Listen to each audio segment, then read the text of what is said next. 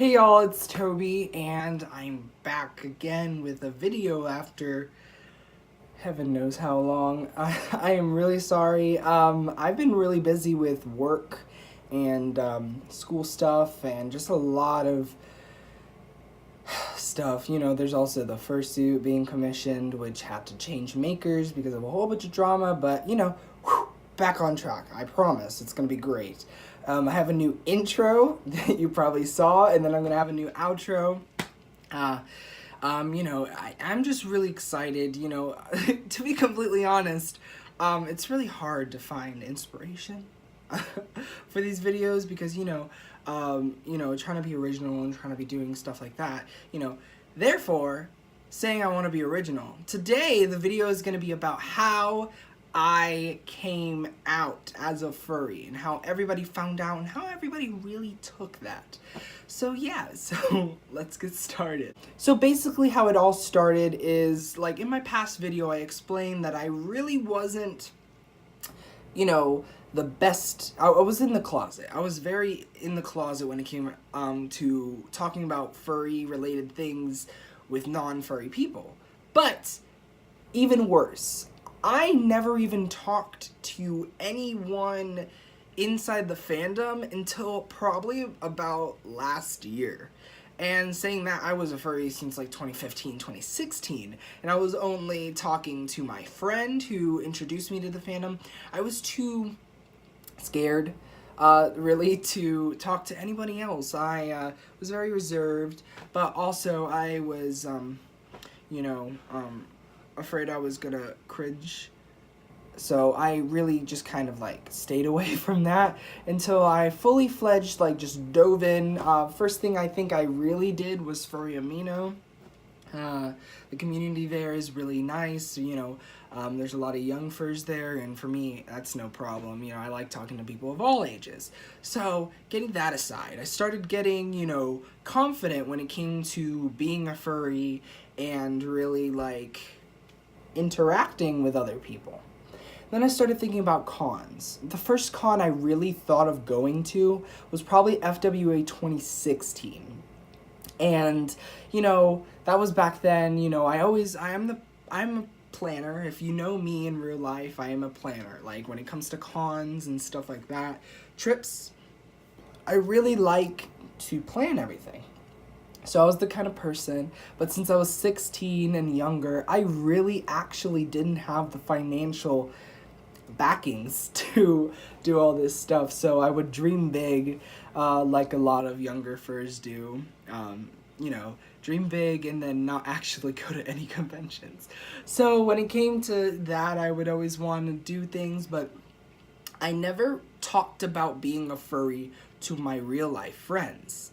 Not even my best friend Ashley, or, none of my, like, real close friends in real life knew.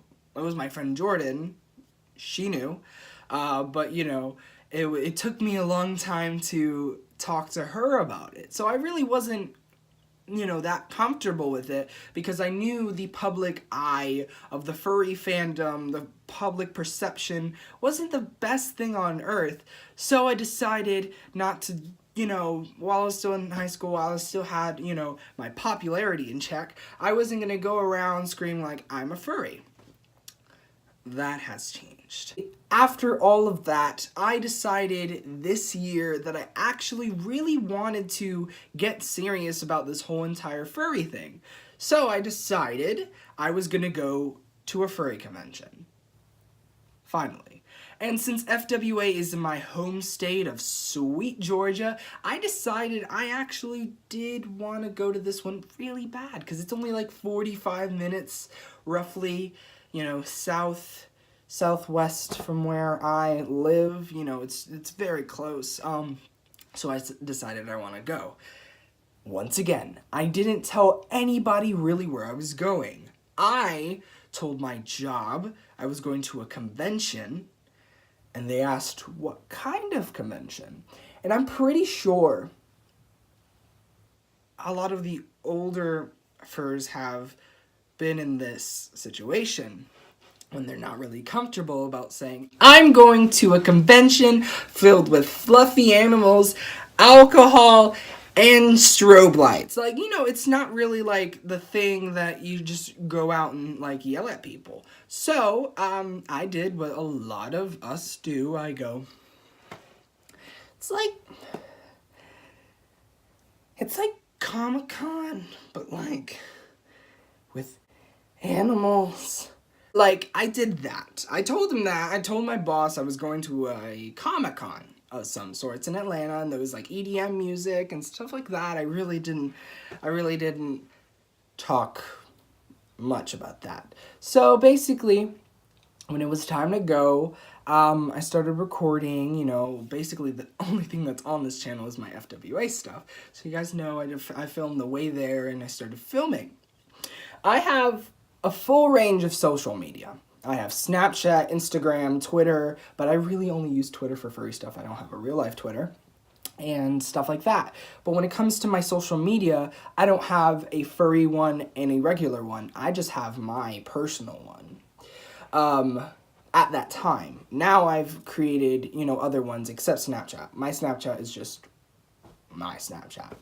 So basically on Snapchat, I was posting, not too many things, but, the Atlanta, like, geofilters and everything, just being, like, really basic. So when I got there, I think the first thing of FWA was, I think it was, like, me trying on a person's partial that I saw, like, I made friends with them, and basically it was great. So I posted that on Snapchat. Not really thinking, because, being in, like, this mood of, like, furry awesomeness. This is my first time seeing a fursuit. This is my first time being in public with a whole bunch of other furries. I was just kind of crazy. So I just posted the picture on Snapchat. I leave my phone for about an hour.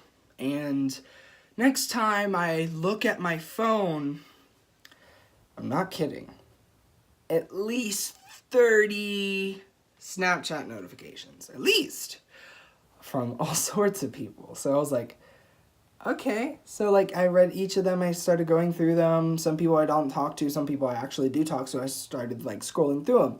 They were all like, you're a furry? Like, what? And it was just, like, this big thing. And I was like, oh, my God. So basically after that, I was just kind of really like, okay, it's out of the bag. The cat's out of the bag. Just embrace it. And my way of embracing it was being like, if they ask me, hey, are you a furry? And I go, yeah. So that was my way of really, like, handling the whole entire thing. It wasn't the greatest. But the second part of my genius plan to really let everyone know I was a furry was to put it out there. Just slowly push it into people's lives. Like, slowly introduce something till when, like, they just kind of get used to it. So I started posting a butt ton at the con. I posted when I got up. I posted when I went to sleep, when I went to the raves. Sweet Jesus, the raves. So basically, after that, I was comfortable. I was, talking to everybody, saying I'm a furry, I was great, because I was having a great time at FWA.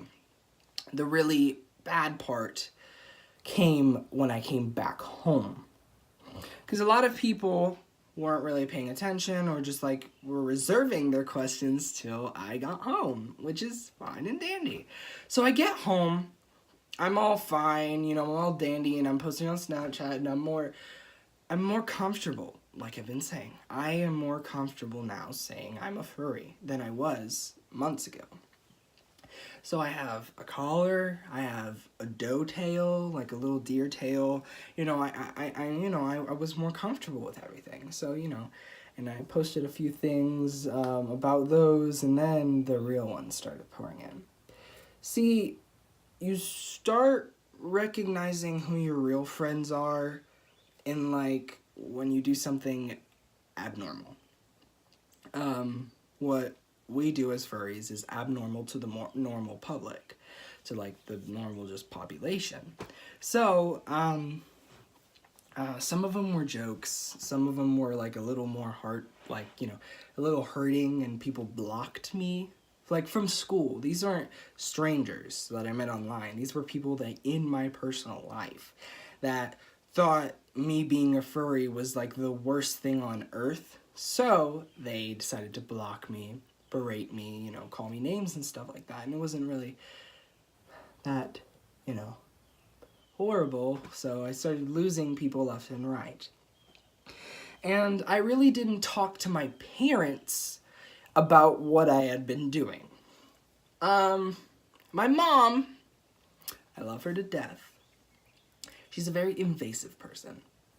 I'm Hispanic. I was raised in a very tight-knit family Hispanic, Christian, small Hispanic church. That's how I was raised. So when you deal with Hispanics, most of the time, we're all in each other's business. So when I'm telling her, hey, I'm going to Atlanta for 4 days, she was like, why? So I was like, oh, I was going to a convention. And I kept on telling her that. Convention. It's like Comic-Con. It's like Comic-Con. She knew what Comic-Con was because when I was younger, it was one of my dreams. I really wanted to go to Comic-Con. So she already knew what that kind of stuff was because I always have been a nerd. So basically, after that, we, convention. I'm going to convention. Comic-Con. And then eventually she was like, when it was like a week before the con, she was like, okay, so I need the name of the people who are going to be in there.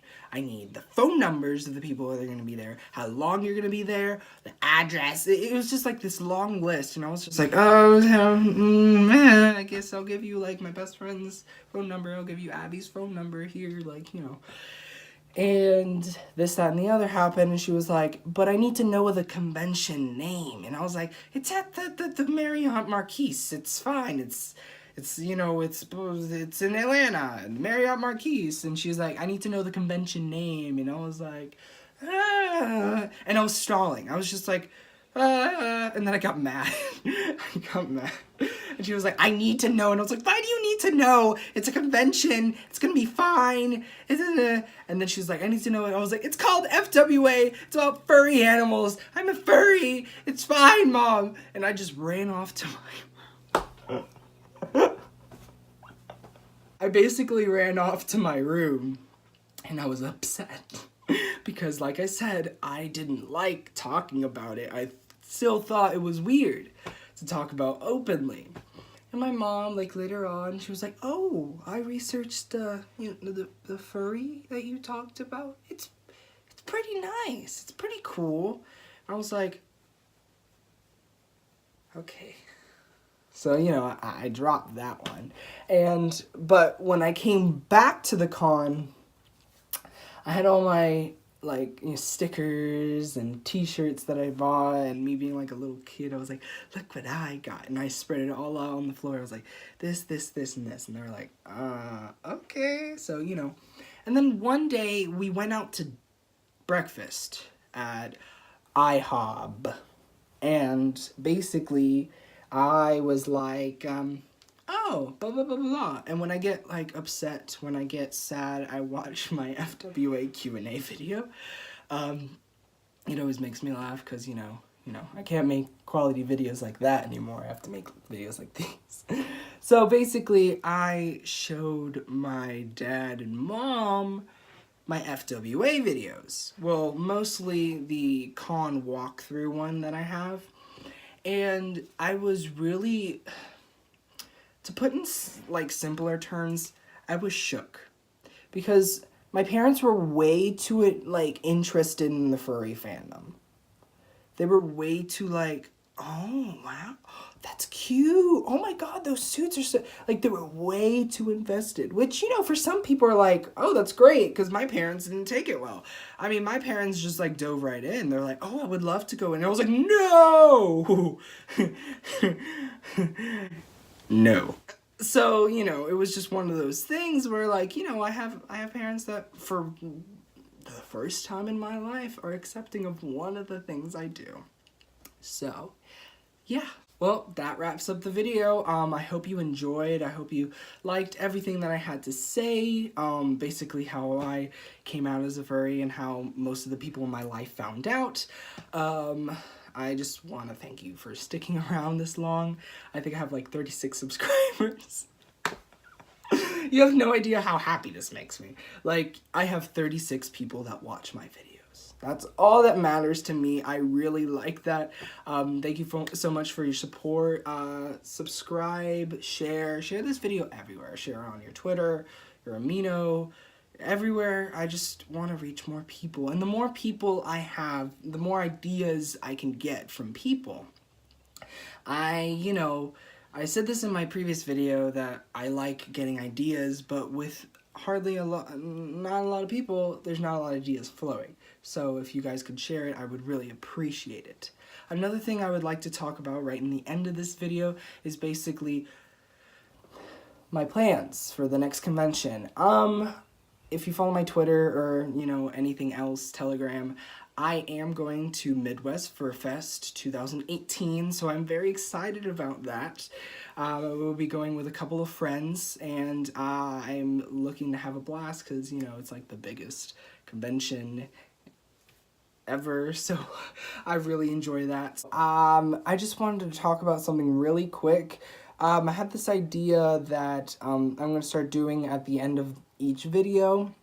I'm going to do basically a artist of the video type thing. I would like to say of the week, but I don't know if I want to do scheduled videos yet. So basically what I'm going to do is I'm going to choose an artist that I think is great. Maybe a new artist, maybe an artist that's already, there. And I'm going to just provide their information, their stuff like that. Just like free promotion basically, and it's nothing, so just message me probably on like Telegram or Twitter to find out anything further than that. But yeah, I just want to thank you guys for sticking around and watching the video. So stay fluffy, y'all. Peace.